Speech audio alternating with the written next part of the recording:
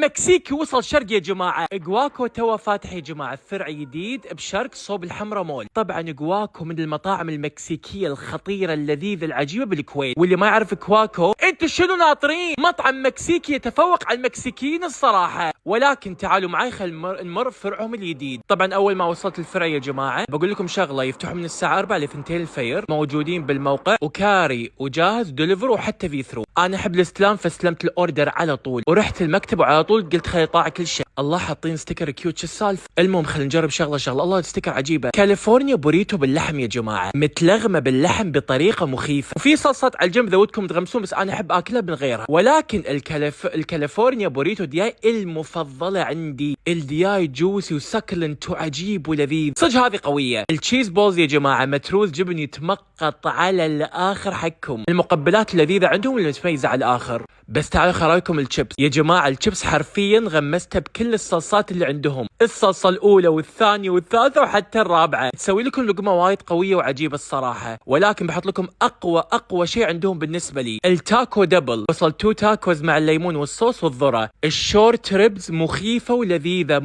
ولذيذه، هذه ما تتطوف. عندهم النوع الثاني يا جماعه بالبرجر. كواكو تعبتوني اليوم، اكلكم حيل لذيذ، الف مبروك على الافتتاح الجديد.